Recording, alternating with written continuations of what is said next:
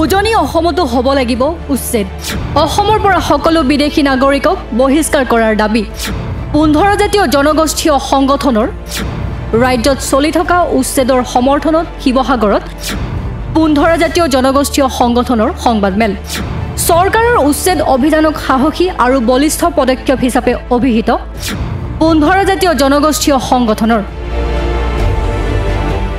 সাম্প্ৰতিক অসম চৰকাৰে ৰাজ্যখনৰ বিভিন্ন প্ৰান্তত সন্দেহযুক্ত বিদেশী নাগৰিকে অবাধে দখল কৰি থকা বনাঞ্চলসমূহ উচ্ছেদ কৰি থকা বলিষ্ঠ অভিযানক 15 জাতীয় জনগোষ্ঠীয় সংগঠনে আদৰণি জনাইছে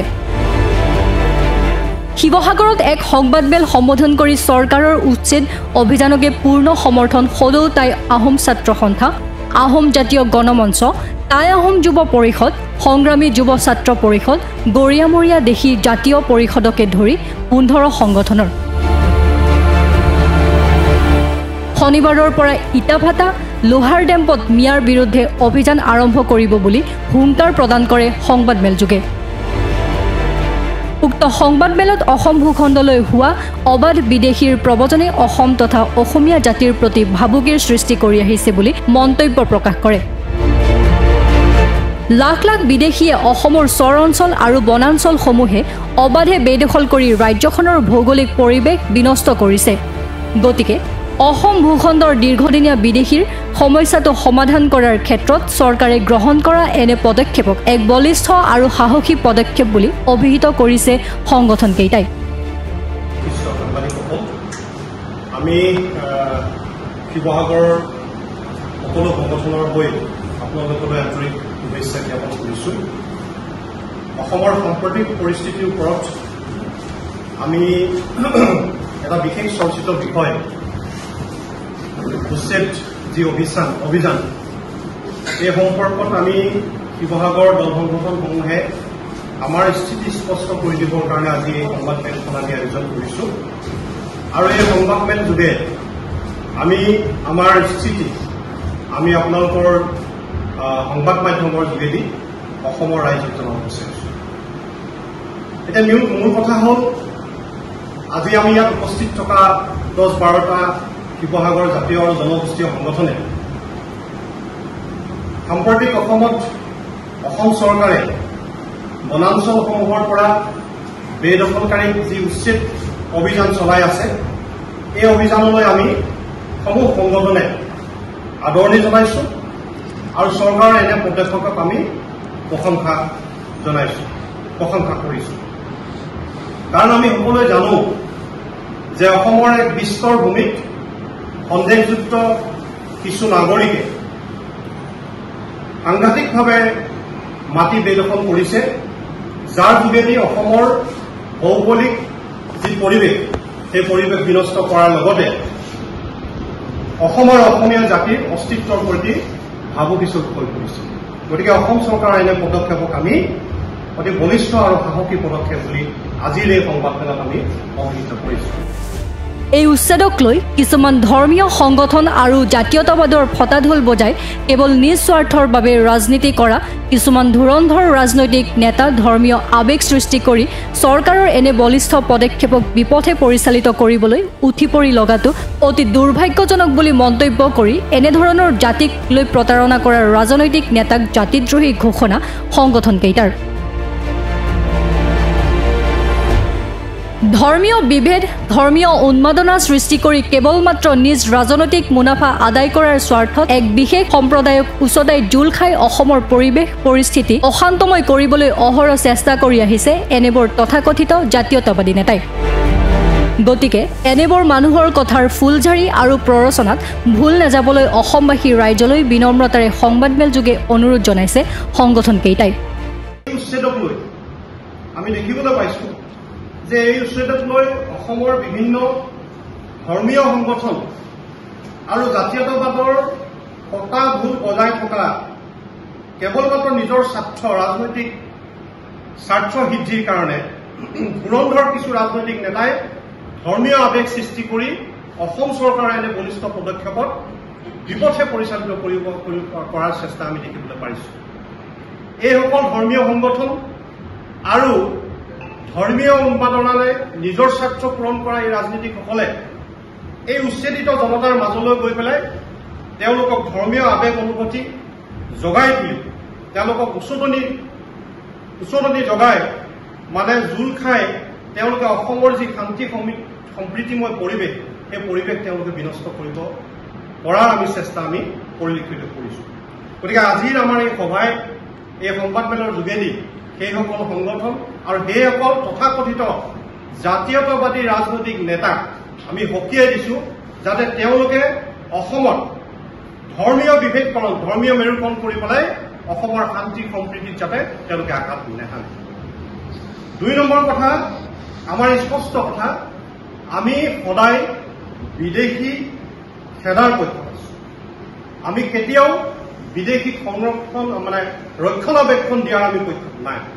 আমি যি বিদেশী নহওক সি হিন্দু হ'ব পাৰে সি মুছলমানো হ'ব পাৰে আমি কোনো বিদেশীক ধৰ্মীয় দৃষ্টিকোণেৰে চাব বিচাৰোঁ। আমি সকলো বিদেশী অসমৰ পৰা বহিষ্কাৰ হোৱাটো আমি বিচাৰোঁ। সেইকাৰণে আমি কৈছোঁ যে আজি দেখিছোঁ যে একাংশ সন্দেহযুক্ত বিদেশী বাংলাদেশীৰ অভিভাৱক হ'ব বিচৰা ৰক্ষকৰ ভূমিকা লোৱা সেইসকলক আমি সেইকাৰণে এনেধৰণৰ কামৰ পৰা আমি আঁতৰি থাকিবৰ কাৰণে অনুৰোধ জনাইছোঁ। ইয়াৰ লগে লগে আমি 3 নম্বৰ কথাটো হ'ল তাৰ সমান্তৰালভাৱে তেওঁলোকে কয় যে তেওঁলোকে কোনো বিদেশীৰ পক্ষত নাই। আজিয়েই হওক বা কালিয়েই হওক বিদেশী বহিষ্কাৰ হ'ব লাগিব। একাংশ বাংলাদেশীৰ অভিভাৱকৰ ভাও দিয়া আৰু ৰক্ষকৰ ভূমিকা লোৱাসকলে কোৱাৰ দৰে তেওঁলোকে মুছলমান বিৰোধী নহয়, হিন্দুৰ ত্ৰাণকৰ্তাও নহয়, বিদেশী যিকোনো ধৰ্মৰ হ'ব পাৰে। তেওঁলোকৰ এটাই কথা অসমৰ পৰা সকলো বিদেশী বহিষ্কাৰ হ'ব লাগিব। কোনো বিদেশী ধৰ্মৰ নামত ভাৰত বা অসম প্ৰশ্ৰয় দিয়া নহ'ব। আনহাতে বৰ্তমান চৰকাৰখনে কেৱল মাত্ৰ বেদখল হোৱা বনাঞ্চলসমূহতে উচ্ছেদ অভিযান চলাই আছে। গতিকে সেই স্থানসমূহত যিয়েই নাথাকক কিয় উচ্ছেদ কৰাটো অতি দৰকাৰী বুলি গণ্য কৰিছে 15 সংগঠনে। আমাৰ স্পষ্ট কথা আমি সদায় বিদেশী খেদাৰ পক্ষত আছোঁ। আমি কেতিয়াও বিদেশী সংৰক্ষণ মানে ৰক্ষণাবেক্ষণ দিয়াৰ আমি পক্ষত নাই। আমি যি বিদেশী নহওক সি হিন্দু হ'ব পাৰে সি মুছলমানো হ'ব পাৰে আমি কোনো বিদেশীক ধৰ্মীয় দৃষ্টিকোণেৰে চাব বিচাৰোঁ। আমি সকলো বিদেশী অসমৰ পৰা বহিষ্কাৰ হোৱাটো আমি বিচাৰোঁ। সেইকাৰণে আমি কৈছোঁ যে আজি দেখিছোঁ যে একাংশ সন্দেহযুক্ত বিদেশী বাংলাদেশীৰ অভিভাৱক হ'ব বিচৰা ৰক্ষকৰ ভূমিকা লোৱা সেইসকলক আমি সেইকাৰণে এনেধৰণৰ কামৰ পৰা আমি আঁতৰি থাকিবৰ কাৰণে অনুৰোধ জনাইছোঁ। যে অসমত যিবিলাক মিয়া বাংলাদেশীয়ে আহি থিতাপি লৈছে সকলোকে বহিষ্কাৰ কৰিব লাগে। শিৱসাগৰত ইতিমধ্যে চিটুৱে কৈ গ'ল বা দেৱজিতে কৈ গ'ল শিৱসাগৰত যিমানখিনি আমাৰ বেদখল হৈ আছে মিয়াৰ দ্বাৰা এইখিনি বেদখল মুক্ত হ'ব লাগে। বিশেষকৈ যমুনাখন যিখন আমাৰ বেদখল হৈ আছে বেদখল মুক্ত হ'ব লাগে। তলাতল ঘৰ ৰংঘৰ যিবিলাক বেদখল হৈ আছে সেইবিলাক মুক্ত হ'ব লাগে। অসম চৰকাৰৰ যিটো পদক্ষেপ আমি সঁচাকৈ মানিবলগীয়া শলাগ লৈছোঁ আমি কাৰণ কেলে প্ৰতিবাদ কৰোঁ অসমৰ চৰকাৰৰ বিৰুদ্ধে, কিন্তু এইটো বিৰুদ্ধে আমি কোনোদিন প্ৰতিবাদ নকৰোঁ। আমি ইয়াৰ সমৰ্থন জনাইছোঁ। আমাৰ শিৱসাগৰত যিমান দল সংগঠন আছে আজি যিসকল আহিছে তেওঁলোকে সমৰ্থন জনাইছে, সকলোৱে সমৰ্থন জনাইছোঁ। লগতে আৰু এটা কথা কওঁ কেৱল মাত্ৰ মিয়াসকলে যে এইখিনি কাম কৰি আছে এইটো নহয়। ইয়াত মানে আমাৰ বহুত মানুহে ছাপোৰ্ট কৰি আছে। ধৰক বিধায়কেও আমাৰ কিছুমান মন্তব্য শুনিবলৈ পাইছোঁ বহুতৰে, আৰু দল সংগঠনো বহুতে কৰি আছে। শিৱসাগৰত এটা ডাঙৰ অপ্ৰীতিকৰ পৰিস্থিতিৰ সৃষ্টি হৈছিলে ইয়াৰ ওপৰত। এইটোৰ প্ৰতি চৰকাৰে লক্ষ্য ৰাখিব লাগে যে যাতে আমাৰ খিলঞ্জীয়া মানুহৰ কোনো লোকচান বা হানি নহয়। সংবাদমেল যোগে অসম চৰকাৰলৈ আহ্বান জনাই সংগঠন কেইটাই কয় উচ্ছেদ কেৱল নামনি অসমত হ'লেই নহ'ব, এই উচ্ছেদ সমগ্ৰ অসমতে হ'ব লাগিব, অৰ্থাৎ উজনি অসমতো হ'ব লাগিব। কাৰণ উজনি অসমতো বহু স্থানত চৰকাৰী ভূমিয়েই হওক বনাঞ্চলেই হওক ভূমি বেদখল হোৱাটো পৰিলক্ষিত হৈছে। বিশেষকৈ বহু চৰকাৰী ভূমি, দেৱত্বৰ ভূমি আৰু প্ৰাচীন কীৰ্তিচিহ্নসমূহৰ বৃহৎ বৃহৎ ভূমি বেদখল কৰি থকা দেখা গৈছে। এই ক্ষেত্ৰত ঐতিহাসিক শিৱসাগৰৰ ঐতিহ্যমণ্ড সম্পদসমূহ ৰংঘৰ, কাৰেংঘৰ, তলাতল ঘৰ, শিৱসাগৰ নগৰৰ যমুনা, চৰাইদেউ মৈদামস্থলী, আহোম যুগৰ পুখুৰীৰ পাৰসমূহ, জলাশয়সমূহত হোৱা অবাধ বেদখলবিলাক শীঘ্ৰে উচ্ছেদ কৰি উচিত সংৰক্ষণৰ ব্যৱস্থা কৰিবলৈও দাবী জনায় সংগঠনকেইটাই। সাম্প্ৰতিক এই পৰিস্থিতিত সংবাদমেলযোগে উজনি অসমৰ মুছলমান ৰাইজৰ প্ৰতি এক বিশেষ অনুৰোধ জনাই কয় যে নামনি অসমত চলি থকা উচ্ছেদৰ আলম লৈ যাতে কোনো সন্দেহজনক লোকে উজনি অসমত থিতাপি ল'ব নোৱাৰে তাৰ প্ৰতি কঠোৰ দৃষ্টি ৰাখিব লাগিব। এখন বিদেশীমুক্ত অসম গঢ়িবলৈ আপোনালোকৰ সহায় সহযোগিতা বাঞ্ছনীয়।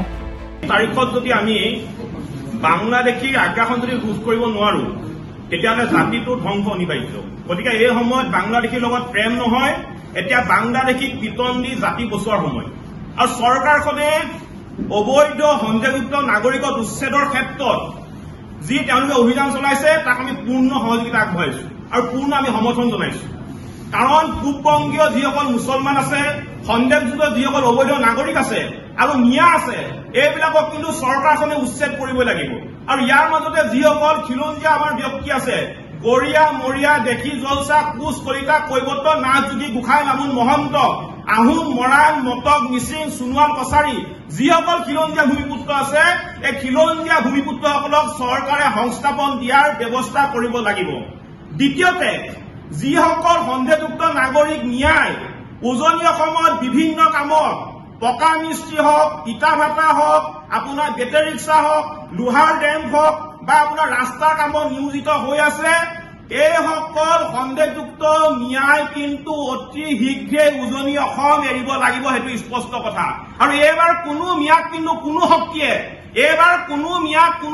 বচাব নোৱাৰে, কাৰণ ন্যায় উজনি অসম এৰিবই লাগিব। কাৰণ এই মিয়াবোৰৰ কাৰণে আজি অসমৰ জনগাঁথনিৰ ব্যাপক পৰিৱৰ্তন হৈছে। এই মিয়াসমূহৰ কাৰণে আজি অসমৰ জনগাঁথনি ব্যাপক পৰিৱৰ্তন হৈছে। প্ৰথমতে মিয়াসমূহে ভাড়াঘৰত থাকে, তাৰ পিছত তেওঁলোকে চৰকাৰী মাটি দখল কৰি তেওঁলোকে গাঁও সাজিবলৈ আৰম্ভ কৰে। আজি মিয়াসমূহৰ কাৰণে নামনিৰ যিসকল খিলঞ্জীয়া ভূমিপুত্ৰ মানুহ আছে, এই খিলঞ্জীয়া ভূমিপুত্ৰ মানুহসকলে তেওঁলোকে মাটি বাৰী হেৰুৱাবলগীয়া হৈছে। আৰু এতিয়া মিয়াবোৰে নামনি অঞ্চলত গ্ৰাস কৰি এটা উজনিলৈ ঢাপলি মেলিছে। আজি আপোনালোকে মন কৰিব, উজনিৰ আজি গোলাঘাটৰ উৰিয়াম ঘাটত বেদখল হৈছে, আজি উজনিৰ গোলাঘাটৰ নেঘেৰী বিলত আজি বেদখল হৈছে, শিৱসাগৰত বেদখল হৈছে। শিৱসাগৰৰ দৰবাৰ ফিল্ডৰ পৰা ডিমৌ নদীৰ বাওঁফালে কবৰস্থানৰ সমীপৰ পথাৰ ঘাটলৈকে কিন্তু এতিয়া সন্দেহযুক্ত নাগৰিকে চৰকাৰী মাটি বেদখল কৰি কিন্তু ডাঙৰ তেওঁলোকে গাঁও সাজিছে।